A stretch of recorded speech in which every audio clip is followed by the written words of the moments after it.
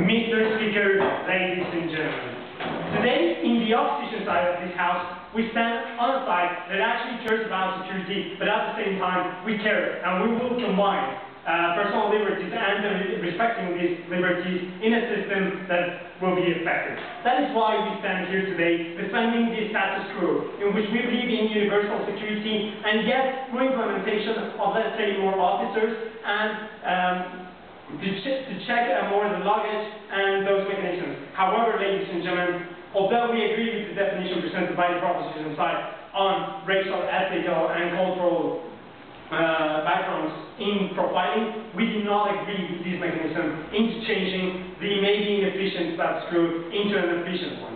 Ladies and gentlemen, we totally disagree with this proposal on those three main arguments. The first one, that liberties are more important than security, and that their proposal is undermining this liberty for the sake of security. The second one has to do with the flaws of profiling scheme. Are you a terrorist, ladies and gentlemen? And the third one that has to do with exacerbating discrimination. My teammate Antonio will deal with this third point and last. But ladies and gentlemen, before I go into my substantive material, I would like to do some rebuttal to the propositions case. Ladies and gentlemen, they talk about getting the needle of the haystack and how it was important to reduce the haystack. First, ladies and gentlemen, we believe it's irresponsible to reduce the haystack.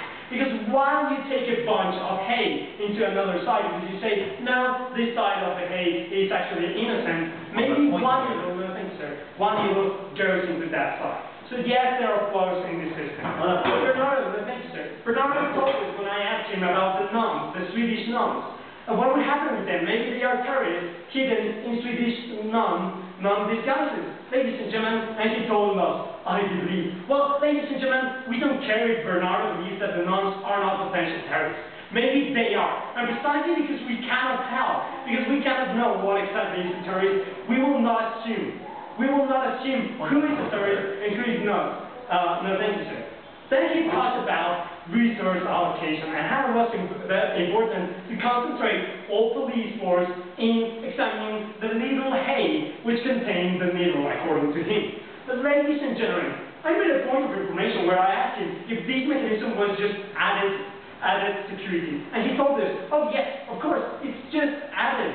Ladies and gentlemen, this means that you will have, while you have people searching in the luggage and making all the current procedure, all the status quo, you will have people looking at the profiles of this individual. This means you need to add more resources actually, because you're adding something extra to the security system. So basically the whole point about resources concentration is just another assumption, because you're going to actually need more people. No, thank you, sir. And the second argument talked about how there will be no terrorists just because we were able to reduce, thanks to behavioral patterns, the amount of criminals. Ladies and gentlemen, in my second argument, I will talk about the flaws of actually reducing terrorism with their proposal. But first, our first main point. Ladies and gentlemen, liberties are more important than security, and their system is undermining these liberties. Ladies and gentlemen, the nature of security, the whole idea of creating security is to defend the liberties. And yes, Bernardo cares about the liberties, the personal liberties of those 3,000 persons that died in 9/11. And although they are tragic, these losses, we know that security only exists to protect these liberties, to protect the lives of people and the security of these liberties. No, thank you.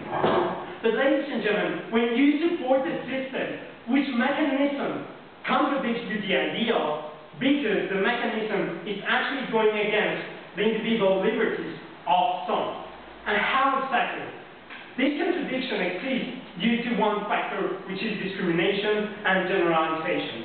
They are discriminating as in an action where they choose who might be a potential terrorist. They discriminate these individuals. One clear example is a no-fly list.